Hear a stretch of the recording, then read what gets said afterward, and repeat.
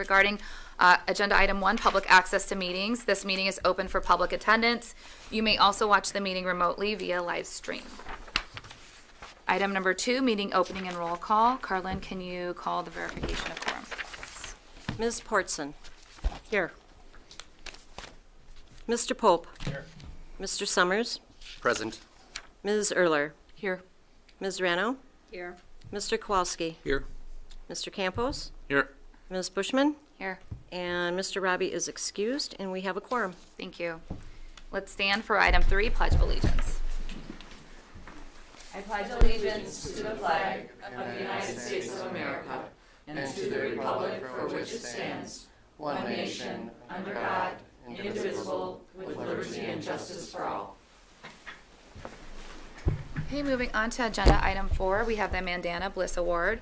This award is a symbol of our deep appreciation for the unwavering commitment and outstanding efforts demonstrated by our staff members for educational excellence in the Stevens Point Area Public School District.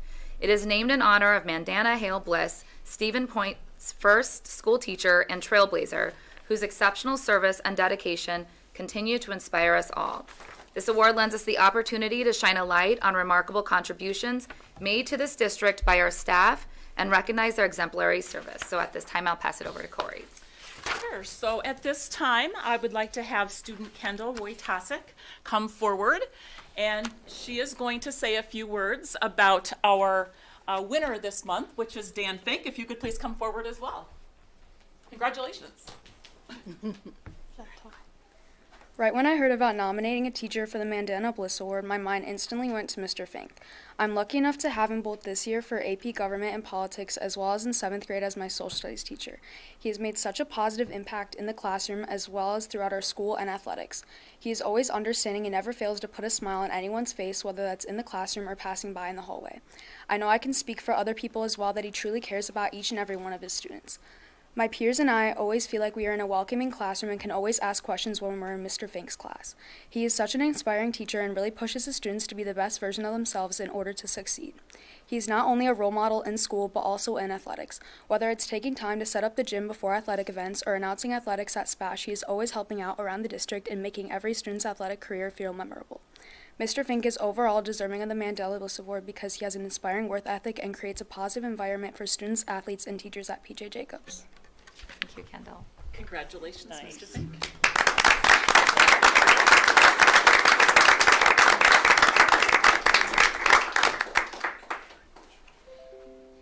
Very quickly, it is an honor to be nominated by PJ Jacobs and the students, and even more of an honor to have Kendall speak on my behalf. Great student, even better person. So thank you for the award, Kendall. Thank you, and PJ staff for the opportunity. And Thanks. Dan, can we have you go around and each Oh, board member wants absolutely. to congratulate you, and then Kendall, if you could come up and get a picture. Hey, good to see you. Good to see you. Come up here and stand. You look like you're being shot. Congratulations, Dan. Thank you. Thank you. Congratulations. Congratulations. Keep on keeping on. Congratulations. Thank you. Congratulations, Mr. Fink. Okay, and then we're going to go right in the middle and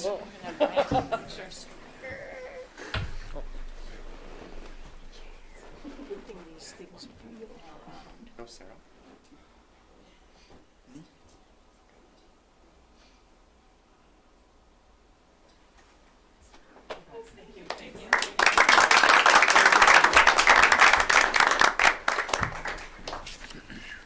That's a nice way to start a meeting. Always a nice way to start a meeting. It is. Thanks, Kendall. Congratulations, Dan. Okay, moving on to agenda number 5, public comments. Members of the public may provide comment pertaining only to specific items on the agenda in person or via email. Carlin, did we receive any email comments? We did not. Okay, thank you. As a reminder, public comments shall be civil in content and tone, affirming the decorum established for a school board meeting by the school board. Disparaging comments, remarks about school board members, employees, students, positions, position titles, and our district citizens shall not be made. And it looks like we have someone that did sign up to speak in public comment. That's Bob Larson to agenda item 6B. Correct. Okay.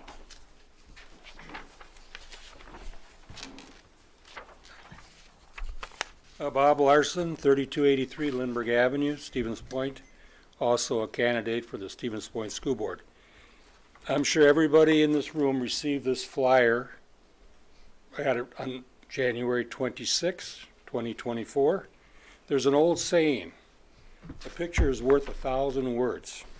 This property tax impact picture in this flyer gives the impression that year one is $44 and year two is $47. It's only a $3 per year increase. You have to read the whole flyer to get the whole story. The Director of Communications for the Stevens Point School District could be more transparent when talking about the property tax impact to the taxpayers regarding the upcoming proposed referendum. They use a house valued at $100,000 in their scenario. The flyer scenario depicts year one taxes going up $44 and year two taxes going up only $47. However, the truth is year two is an additional $47 in taxes to the $44 from the previous year. That equals $91, not $47 like you're showing in this picture. If the Director of Communications for the Stevens Point School District was transparent and honest with the taxpayers, they would have put this I would tape- like to note that there aren't supposed to be any disparaging comments about particular positions in the district. So Well, let me you finish. are entitled to speak about a media piece, but you are Well, not entitled to speak about what you're talking about right now. I'm just trying to put together you're- something you're- like example. May I you're try and give you stating- an example? You're stating I'm saying that- disparaging remarks about, If you could avoid talking about the position. All I was gonna finish by saying, Thank you. if you had a table that showed a $100,000 home, $44 year one, $91 year two, and then showed a $200,000 home, $88 year one, $182 year two, and then $300,000 year one, $132, and year two, $273, so the people could actually see what the impact would be on their fair market of their property. That's all I'm saying. This was a little misleading. Thank you. Thank you, Mr. Lawson. Okay, moving on to agenda item 6, presentations. We have our Student Senate Representative report with Matt Frank. Good evening, board members. As the snow finally melts away and a new semester begins, SPASH has upheld its positive environment not only in the school, but extending its outreach into the community. February is one of the more eventful months at SPASH, with activities ranging from academic to athletic to social. Working in chronological order, at the beginning of the month, National Honor Society delivered foldoscopes to the elementary schools. A foldoscope is a paper microscope that actually delivers up to 140x magnification. This allowed teachers and students an affordable, lightweight classroom learning tool. This activity was pulled off due to efforts from our National Society advisor, Ms. Terpstra, and our student leaders at SPASH. Following this, SPASH Band and Choir took an extended trip to Nashville, Tennessee. Our band and choir got the opportunity to experience the musically dense atmosphere of Music City. Both the band and the choir had a combined live performance in front of the Grand Ole Opry, along with clinics at Vanderbilt University and the Blair School of Music. On a personal note, this trip opened my eyes to the influence of music and the power it evokes to a city. Last week marked the 2024 National School Counseling Week. At SPASH, we're lucky to have the counselors we do and appreciate them for their behind-the-scenes work. Thank you to Ms. Greenwood, Ms. Nugent, Ms. Jordan, Ms. Wetzel, and Mr. Nugent for their integral role in our school. School spirit will be flowing throughout SPASH this upcoming Red and Black Week. Leading up to Winter Formal, our student body will be participating in Red and Black festivities, which includes dress-up days throughout the week, as well as activities held by different clubs during lunch hours. Alongside the coordinated events, students will have the following dress-up days. Monday is Student-Teacher Flip-Flop Day. Tuesday is Disco Day. Wednesday is Pink and Red /Valentine's. And Thursday finishes the week with Red and Black Day, dressing in Panther colors. The purpose of this is to bring excitement towards Winter Formal, which will be held on Saturday at SPASH starting at 8 p.m. Our student body looks forward to this week and the festivities that follow. In continuation of Red and Black Week, Thursday afternoon will be dedicated to have what we're calling mini courses. These mini courses are activities coordinated by teachers which bring a small group of students together. These activities are based on student interests, and students can select the mini course that feels most engaging to them. These activities include indoor golf, nature walks, pickleball, and many more. Students and teachers are both looking forward to this time to break away from the instructional part of teaching and really bond with students. Tuesday the 13th marks our first ever Spash Has Got Talent. This is the premiere of what is expected to be a big event this year and in the years to follow. We are excited to see the talent Spash has harnessed and hope to see you and many others in the community there. This concludes the February School Board Report. Thank you for your attentiveness, and I look forward to seeing you next month. Thanks, Matt. Always a wonderful report from you. Are you going to be in the talent show? I won't. I got too much schoolwork. Well, looking forward to it. Okay, moving on to agenda item B, the communication report. Sarah has included the communications dashboard for your review. And then agenda item C, we have the superintendent's report with Corey. Sure, thank you, Jen. The Association of School Business Officials International has awarded our budget with the Meritorious Budget Award, which reflects a commitment to sound fiscal management and budgetary policies. So I would like to just say congratulations to Tom Owens and his team for that very prestigious award. So great job, Tom. Point for the Future 4K Open House is Thursday, February 8th from 4 to 6. 4K registration for next school year begins on February 19th. It is Crossing Guard Recognition Week next week, and this week is actual Wisconsin School Bus Driver Appreciation Week. So thanks to our crossing guards and our bus drivers who are the first to see our kids when they come to school and the last to see them when they leave at the end of the day. So we're very, very thankful for everything that our crossing guards and our bus drivers do, especially when we have horrible winters. I also want to mention that Governor Evers has made a proclamation February 2024 as Career and Technical Education Month. And there are some little treats over there on the table from our CTE department at SPASH. So feel free to help yourself before you leave. Athletic Hall of Fame is April 13th. Reminder that we are going to take a tour of Gamber Johnson on February 20th at 2 p.m. And then there is a letter from the League of Women Voters at your spot tonight. They wanted to make sure that all of the board members saw that letter of support. Then the last two items, the State Education Convention share out. We had a group of school board members that went to Milwaukee for the State Education Convention in January. And I thought it would be nice to just have board members, if they're interested, sharing any information that they may have from that convention. Who'd like to start? I really enjoyed the diversity, equity, and inclusion, and it really was an education for me to learn about it and to find out how building belonging in the classroom for the different groups really helps to build up the educational progress of the students involved. It was enlightening. It was really a lot to it. Thank you, Ted. I was most interested in the session about paying staff, because I went by that one and it was packed and they were all the way out in the hallway. I thought, well, that's an indicator everybody else is thinking about the same things we are. And then the delegate resolutions thing was interesting. It's always interesting to see what other people are thinking about other school boards. So. Thank you, G. I thought it was a great time just to get to know some of the board members a little bit better and just actually interact with a lot of other board members from across the state. There's so many different, we share a lot of similarities, and then there's a lot of things that are not similar at all. So it was very interesting to see how the different dynamics with different boards in different areas and how they compare and contrast with our own board. So wasn't a class on that, but it was cool to see that network. I also got to tour, I should know this, but I don't remember, but the Milwaukee School of Arts, I can't remember the name of it exactly. I got a lot of photos from it, but it was a really cool school where its primary focus is on the arts education, music, and everything like that. So it was a different type of education, but super unique. And the coolest thing about that was they have a piano class where everybody sits just like this with their pianos, but they're all hooked up to earphones or whatever. So like, it's not a bunch of noise per se, and the teacher can chime in on any person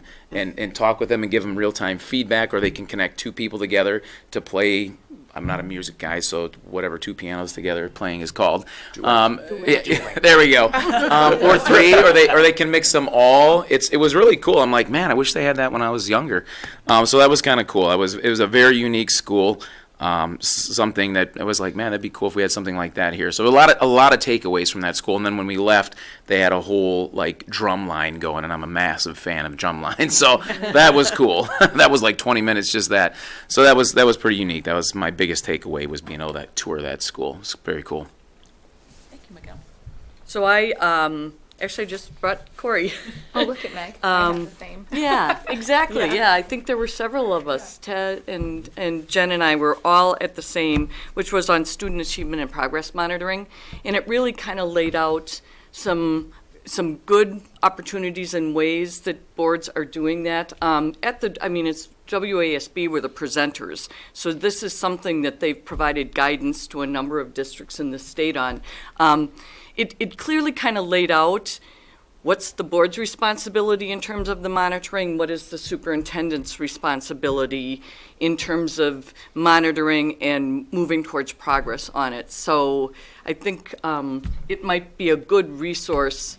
I know right now administration is extremely busy with the referendum and some items, but I think it's something that we could take a look at and maybe try to bring forward to bring in a more formal way, regular quarterly way, moving forward with our board. I agree with Meg. A lot of best practices, and I think just practical application that we could use from that student achievement and progress monitoring session. And so I found that most helpful, but really just enjoyed connecting and getting to know other board members outside of the boardroom. I think just building that relationship and rapport is helpful and positive for our work. Okay, and then my last agenda item is legislative updates. I'm going to say a few, and then I'm going to turn it over to G. Just three things that Tom and I continue to lobby for with our legislators. We met last week with one of our legislators on the referendum penalty, trying to get that removed, because in the event our referendum does not pass, we will be frozen at 3 years unless we successfully pass a referendum. So that's huge for us. The other is the vouchers. There's some pending legislation to decouple the payment for vouchers from public schools to put it in the general purpose revenue. So we've been discussing that. And then the last is just the inadequate state funding for special education. So those continue to be kind of the top three that we're meeting with legislators on. G, anything else? Yes. The Senate Education Committee held a public hearing on January 23rd. And the bills that you could talk to were, one was allowing representatives of certain federally chartered youth membership organizations to provide information to pupils on public school property. If they met certain criteria, the school district would be required to allow them in. That's what I get from reading this here. Second one, three of them dealt with different ways to get a teacher's license. One, I thought was pretty radical, is you wouldn't have to go to school at all. You could work for a year as a para, and then 3 years teaching under the mentorship of another teacher, and then the DPI would be required to give you a lifetime license. Well, that's one of them. And then the other ones are other ways to get teachers teaching licenses. Another one, they had related to state aid adjustments. Under current law, the transfer amount, say from a student going from here, what? Open enrollment. Yeah, would be $8,618. Under this bill, it would increase to $10,000.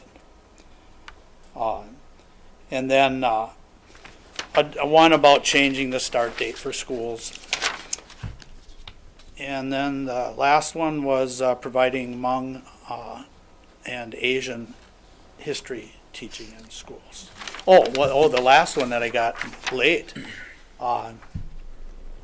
this one would bear directly on us. It would require that communities contract with all 4-year-old kindergartens in the district. So those are all up for public hearings. That's it. That's it. Okay, all right, thank you. Agenda item 7, consent agenda. We have the minutes from the prior school board meeting, January 8th, 2024, approval of the schedule of monthly bills, and employment recommendations. I'm looking for a motion to approve the minutes of the January motion of the consent agenda as presented. So moved. I'm sorry, so Judy, motion, second by G. Okay. Carlin, can you please call roll due to the schedule of monthly bills? Yes. Ms. Rano? Yes.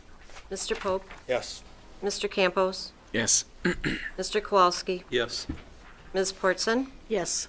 Ms. Erler? Yes. Mr. Summers? Yes. Ms. Bushman? Yes. And motion carries. Thank you.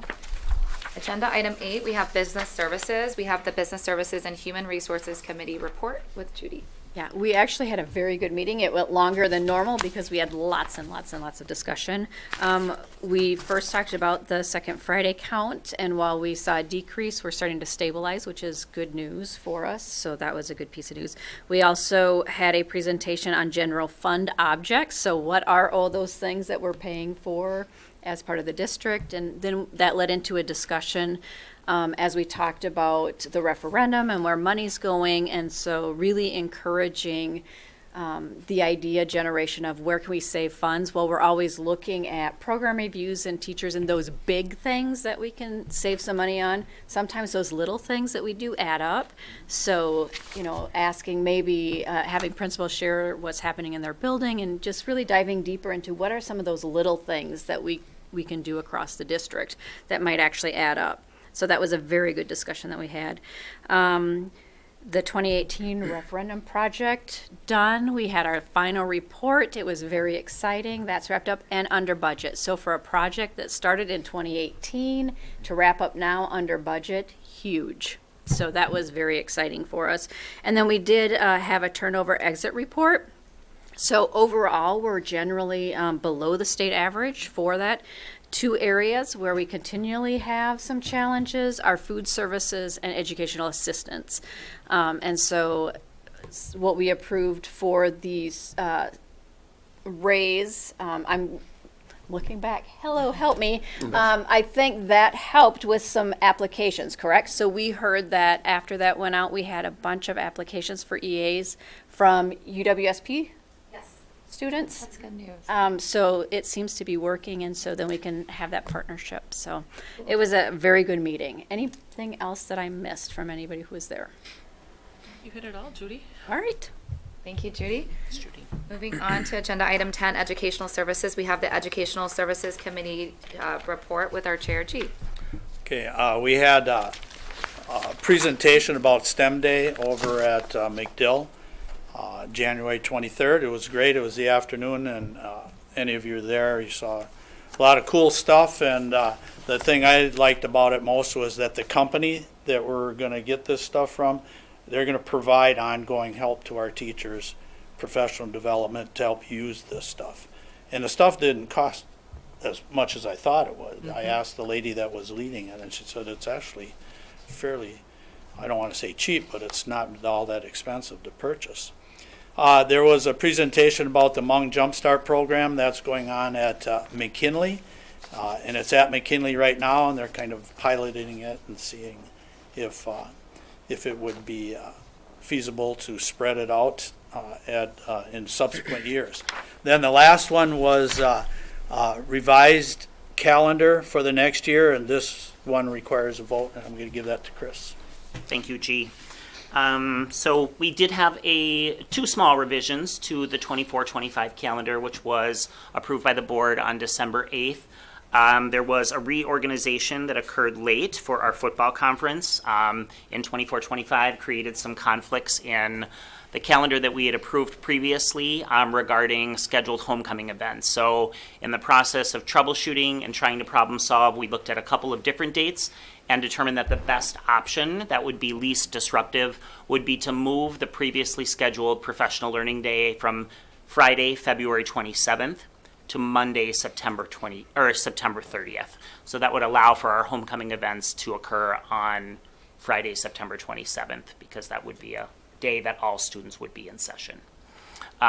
Additionally, kind of in the 11th hour, as we prepared for that discussion at our Educational Services Committee meeting last Monday, it was pointed out that we had inadvertently misprinted the end of second trimester reporting for our 4K students. So we went ahead and made that adjustment as well. So that was moved from February 7th to Tuesday, March 4th. So this calendar that you see up on the screen reflects both of those changes.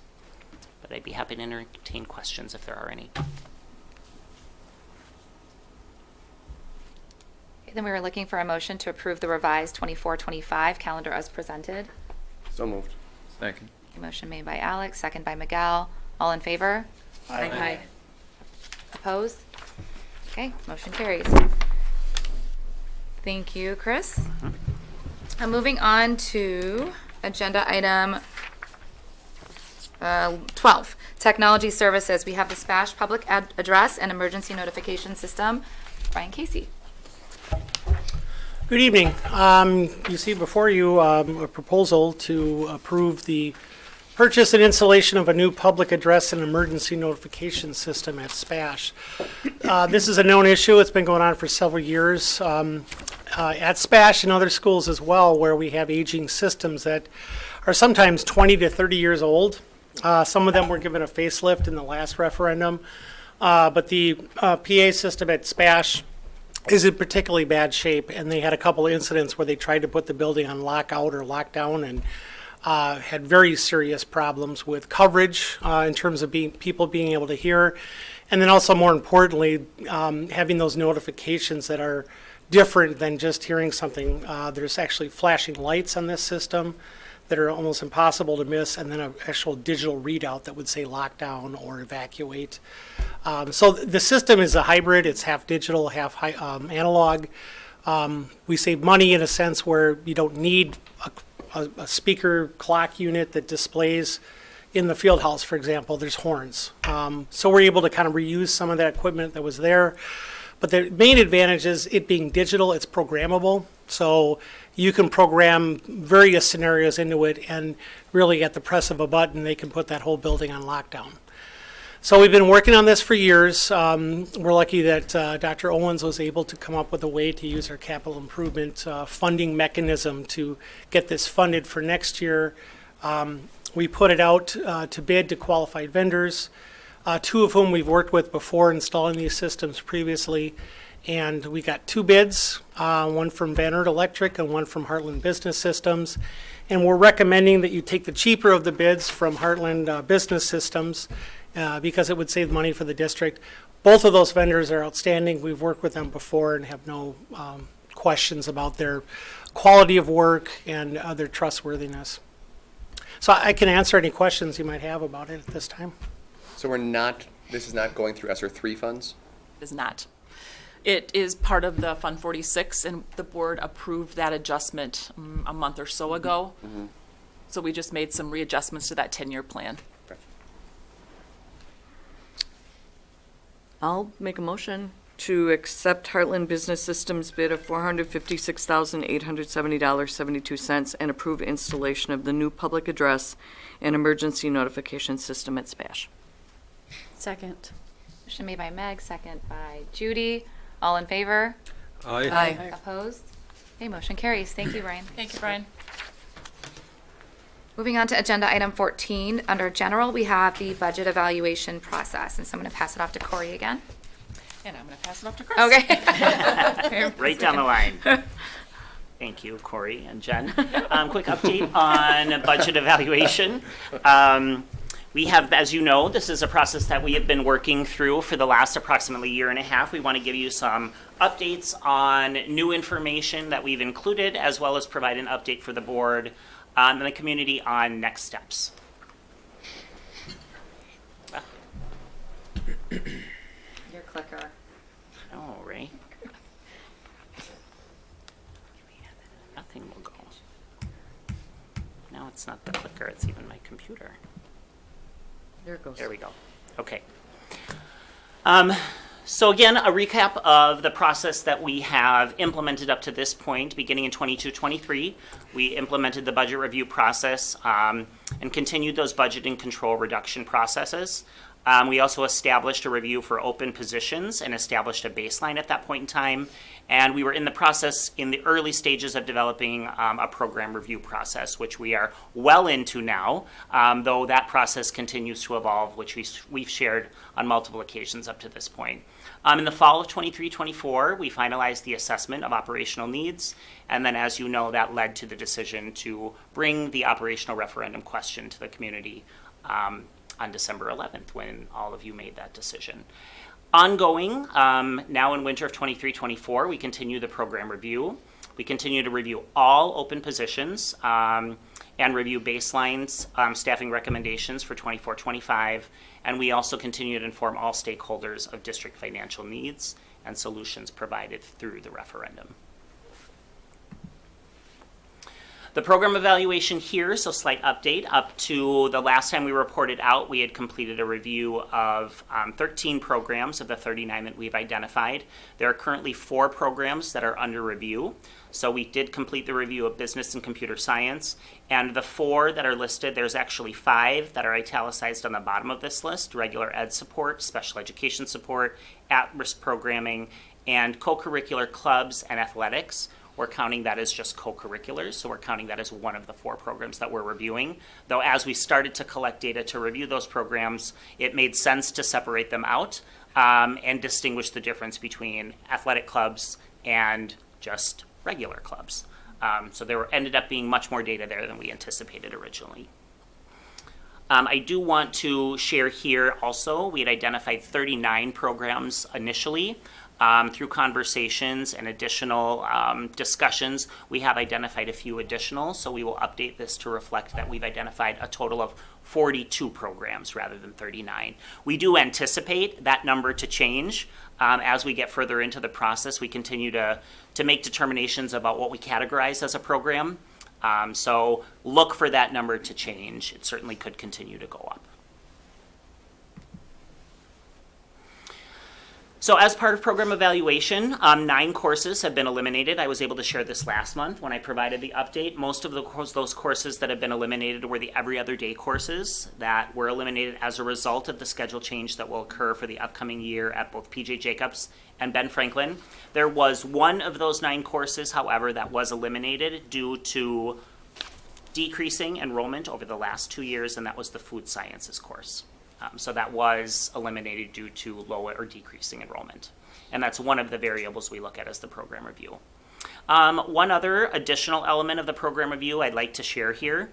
We have done a review of comparable school district demographics and report cards. Jeff has done an incredible job looking at a series of comparable districts and looking at how our graduation requirements and our course sequences align with theirs. So we've completed that now for the 4 cores. We've completed that for social studies, science, ELA, and math. There's been some really, I think, revealing data that we've collected from those other districts that have informed some of our decisions and our ongoing discussions about how we better align our course sequencing and how closely that aligns to what graduation expectations look like in districts across the state that are similar to ours. So again, a lot of valuable information coming out of the process. We continue to monitor course with increasing and decreasing enrollment. We continue to identify the essential standards that are taught in courses to ensure that we're not offering courses that are teaching essential standards that might be duplicative. We continue to analyze course sequencing and continue to monitor programming in alignment with graduation requirements. Update here on staffing. We were able to report out, again, we continue to analyze every staff position that comes open. So each director completes a needs analysis survey with the building principal or leadership team at the school where the vacancy currently exists. Up to this point, we've reviewed a total of 184 staff positions. 170 of those 184 were filled as is. 9 of those positions of the 184 are currently frozen, and 5 were decreased or eliminated. Those 5 that were decreased or eliminated, I was able to share with you last month. And The 9 frozen positions, I do just want to highlight, that number is higher than what we reported last month, because we do have some positions that have come available for the upcoming year. And at this point in time, until after we know the outcome of the referendum, we have frozen all of those positions before we would make decisions about posting and hiring.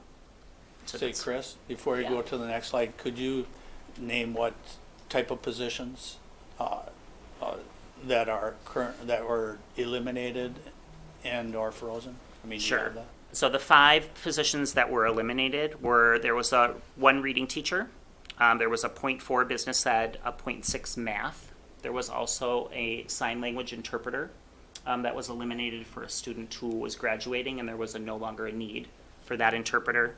And then there was also a .yes, but there was no cost savings for that .1 yes teaching position because that was grant funded. Right. The 9 frozen positions are, there's a health EA assistant at Jefferson, which is currently being filled by a sub. We have a special ed EA that's student specific at PJ Jacobs, and that's temporarily filled with a sub as well. We have a special ed EA at Spash, which is a new position, and a special ed EA that's student specific at Washington, and that's currently filled with a sub.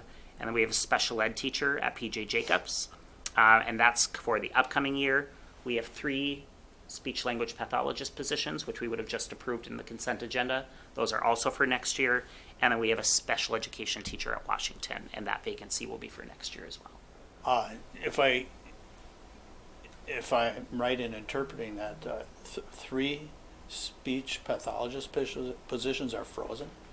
Like, we don't know if we're going to fill them or not? Well, at this point in time, all open positions that are going to exist for the upcoming year, we really are putting on hold until after we have a final decision on the referendum. In the event that we would need to make cuts, if the referendum were to not pass, we wouldn't want to have to go back and make decisions about making cuts when in fact we could potentially do some realignment here. But Cabinet is going to review that weekly, G. There are some positions that are hard to fill positions that we are going to have to post and likely fill before the referendum, some of which we just mentioned. Others are ones that we could likely hold on to until after April 2nd. So not every single position will be, but we're still analyzing. It just strikes me that if a position is frozen, and correct me if I'm wrong in thinking this, that we don't know whether we will need or want that position for next year. And the number 3 speech pathologists, the special ed department, I mean, we're short of them anyway, and I was wondering why we were. We need freezing those, it. we need those positions, G. Correct. We just need to analyze which ones we're gonna actually post and fill early and which ones we're not going to. Because we don't wanna hire somebody and then if the referendum doesn't pass, have to Make cuts. So it's very, promising that those will get posted and filled soon. So judgment on those will be delayed until after the Not all of referendum. them, not all of them. We're still analyzing that information. Thanks. So just, I guess, a follow-up too. So listing all of those positions you noted, I mean, most of them sound like they're special ed student determinant. And so, you know, that's the picture that we're seeing right now. We could be looking at a very different picture. I mean, we're just opening enrollment. Right. So, you know, the reality is that chances are likely we're going to be having some new students coming into the district that because of, you know, special needs, we are going to be needing to staff those. But it's just at this point, especially as we're just opening enrollment, that information isn't yet available to us. Correct. Okay, thank you. We have seen this slide for the last several months when we provided an update on budget evaluation. A couple additions here that I just want to point out. You do see a future reduction of software in the amount of $17,000 that we've been able to gather back. That comes in some software that was leveraged primarily at the elementary level. That we've been able, through work as an elementary principal team, to identify the ability to be able to reduce. So we're proud of that additional reduction. The reduced positions that I referenced earlier, those 5 that I mentioned, come out to a total of $296,266. So wanted to put a dollar amount on those positions, as well as a $45,000 reduction in some purchase services that we will realize for the upcoming year. So wanted to share those. That $45,000 reflects primarily a reduction in some social and emotional learning supports that we were contracting out to support Nurtured Heart implementation at the elementary, and we've built enough capacity in the district up to this point to be able to carry that internally, so we were able to gather back that additional cost savings on that particular purchase service. So our immediate needs, again, nothing new on this particular slide, but just reminding the immediate needs that we continue to discuss as we're out holding our referendum informational sessions, doing sort of the roadshow and highlighting what those needs are and what we'll gather if the referendum happens to be successful on April 2nd. Wanted to also call out here the cost of inaction. And what that will potentially look like in the event that the referendum would not pass. We have also been sharing this at each of our informational sessions, recognizing that there would be staff reductions across all programs, areas, and job functions. There would very likely be cuts to academic courses and elective offerings, which is primarily the purpose for completing the program evaluation and program review. There would also be cuts to co-curricular, athletic, or club opportunities at all levels. There would be an inability to adequately address mental health and behavioral supports for students as we currently know them. We would have to limit upgrades and maintenance of physical security systems, and we would have the inability to adequately address ongoing cybersecurity threats, specifically targeting schools and student data.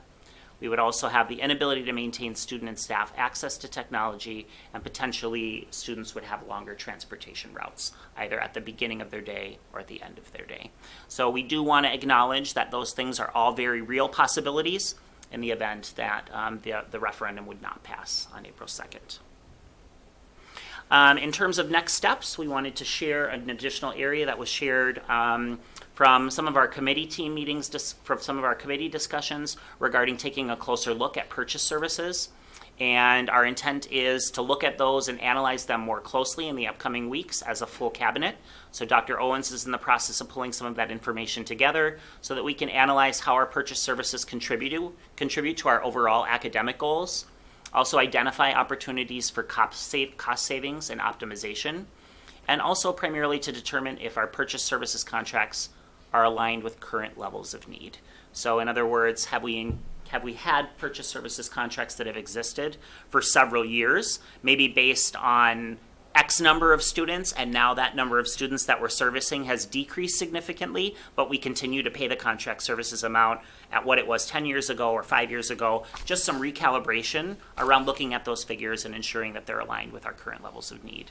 So that is next steps in the budget evaluation process, and we're hoping to be able to provide you with some additional updates when we come back in March. I conclude here with just the QR code that brings us to the informational tab on the referendum for any community members that happen to be joining. But at this point, I'd be happy to entertain any additional questions board members might have. No questions? No, Judy, in our business service, and I can't remember, did we talk about putting like a survey out to all of the principals and buildings? Yeah. That was our meeting, correct? That was part of our discussion, was to send something out and ask them for ideas, or staff for ideas too, as part of that discussion from that last slide. Sure. Was that something that made its way to you? Because that was something, as we're talking about, it's relevant to this particular process here. Definitely. Yes. So we have included that. I actually meet with elementary principals on Thursday, and that is an item on my agenda. And Jeff has also included that as an item on his agenda for his secondary team. We'd like to begin at the principal level before we would then kind of filter that down to the staff level and see what suggestions they might have. And just so the community knows what we're talking about, because it's relevant, especially with the referendum. In business services, we talked about different creative ways to look at ways to cut spending or just rein it in on some level, even if it's a small thing, especially on a building level. So we had proposed that administration talk with, on the principal level, filter it down, talking with them, what kind of cuts, make sure they're looking at everything on an intimate level, like what kind of things can they cut? Even if they're small on a building level, they know their buildings very well. You know, what kind of things, what kind of waste do you see? And then filtering it down to teachers and administration and staff to say, you know, do you see things that we could change? Like, are there particular rooms that have lights on all the time, but there's literally never anybody there? All things like that. Are there things that are being copied that could be digital at this point in time, et cetera, et cetera? So we thought that was a good way to, you know, do our due diligence, especially as we hit the referendum here, anything and everything that we can do and kind of filter it down the system. So if you're wondering, that's what we're talking about here. So. In addition, Miguel, Beth and I have included that in our next and future on-point meetings with staff. So not only with the principals, but with staff as well. Awesome. Yep. Okay, well, thank you, Chris. You're welcome. We have the item B, future meetings, dates, and times. So for school board meetings, we have our March 11th, 2024 regular board meeting and an April 8th, 2024 regular board meeting. As a reminder for committee meetings, Educational Services meets the first Monday of every month at 5:30, and Business Services and HR Committee meets the first Monday of every month at 6:30. So at this time, I am looking for a motion to adjourn. So moved.